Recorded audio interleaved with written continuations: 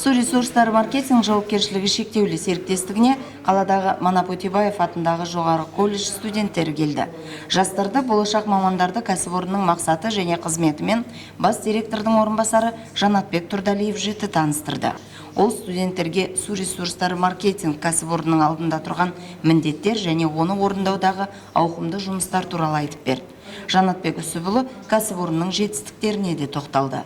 Қазақстан бойынша біздің үздік озық тәжірибелерін тарату үшін арнайы тапсырмалар берілген болатын. Біздің базамызда біздің қалада бірнеше рет республикалық семинарлар өткізді. Осы су шаруашылығын дамыту жөнінде көптеген біздің әріптестеріміз бізге келіп осы күнге шейін тәжірибе алмасуды жүргізіп жатыр. Мына біздің сумен жабдықтау әр жүйесіндегі салада қол жеткізген нәтижелерімізді біздің ассоциациямыз бар.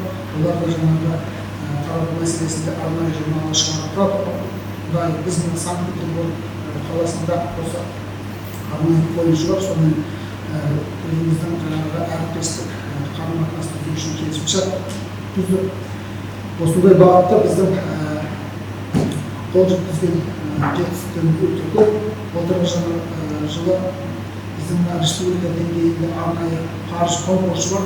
Сонда біз алтын медальді экология тарапынан жеңіп алдық. жүлделі. Арасында су ресурстары маркетинг жауапкершілігі шектеулі серіктестігі Қазақстанның сумен жабдықтау және су бұру саласында жайден-жай көшбасшы кәсіпорын ретінде танылып отырған жоқ. Кәсіпорын тәжірибесін танып зерделеу үшін Шымкентке тек еліміздің мамандары ғана емес, алыс жақын шетелдерден де әріптестер жиі келеді. Бүгінгі таңда су ресурстары маркетинг жауапкершілігі шектеулі серіктестігі өз тәжірибесінде заманауи озық салалық технологияларды қолданатын кәсіпорын. Өндіріс процестерінің басым бөлігі цифрландырылған. Ары қарай дамыту үшін білікті кадрлар қажет.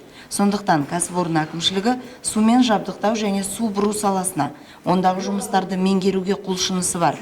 Өзін жұмысқа арнағысы келетін, тәжірибелі маман болғысы келетін түлектерді жұмысқа қабылдауға дайын. Жастар кәсіпорын мұражайында да болды. Сондай-ақ олар диспетчерлік қызмет орталығы мен сынақ зертханасының жұмысымен танысты. Лас суды бізде сыртқы қаланың сыртында орналасқан осы кешенге апарып тастайды. Осыны тазалайды. Бірінші келіп мына жерге түседі. Осы жерден шығарады, бірінші тазалайды. Механизм тазалау дейді. Қатты қалдықтарын алып тастайды. Содан кейін мына жерге түседі. Мына жерде аэротенктер дейді. Осы жерде биология жолымен тазартылады. Майда микронелері бар, организмдер. Солар жаңағы ішінде ауа үрлегеннен кейін ашығады, ашыққаннан кейін жаңағы ішінде жаңағы қалдықтарды жейді. Содан су бір тазалаудан өтіп мынаған түседі. Вторичный радиальный отстойник дейді. Осы жерде мыналар бет айланып тұрады. Астында иілді қозғап, таза су бетіне көтеріледі. Солардан кейін таза су мөлдір ағады. Сол су ары қарай бізде неге кетеді, трубка кетеді. Сосын оны ары қарай ауыл шаруашылық өндірушілер дейді. Солар алып суғарады. Жоңышқа, жүгері, сондай техникалық культураларды суғаруға пайдаланады қазір. Қазіргі таңда біз диплом алуға дайындалып жатырмыз, және де біз жас маман ретінде осы Шымкент қалалық су арнасына бізді таныстыруға, және де алдағы таңда бізді жұмыспен қамтығысы келіп, бізді жұмысқа шақырып, өздерінің мекемелерімен таныстырып жатыр. Мен қазір заңгер мамандығы бойынша оқуда тәмамдап жатырмын, және де бұл өз мамандығымыз бойынша бізге бұл арнада инспектор және халықпен етене араласатын жұмыстардың бірі ретінде бізге осы жұмысты ұсынды. Мекеме басшыларына, басшысының орынбасарына үлкен алғысымызды білдіреміз.